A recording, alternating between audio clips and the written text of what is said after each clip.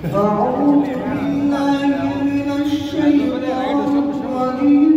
بسم الله الرحمن الرحيم.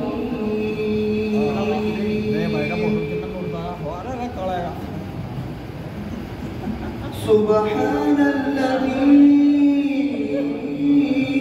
أخرج عبدي ليلا من المسجد الحرام إلى المسجد الأقصى الذي باركنا حوله لنريه من آياتنا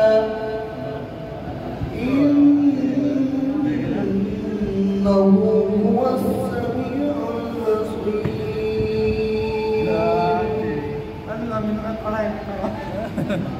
وآتينا موسى الكتاب وجعلناه هدى لبني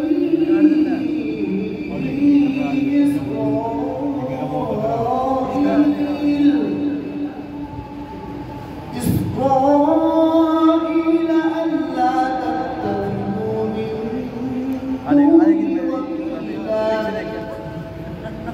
ذرية من حملنا مع نوح إنه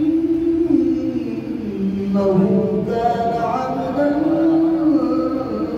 شكورا.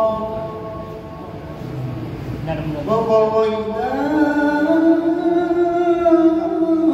إلى بني إسرائيل في الكتاب لتفسدن في الأرض مرتين ولتعلن علوا كبيرا. فإذا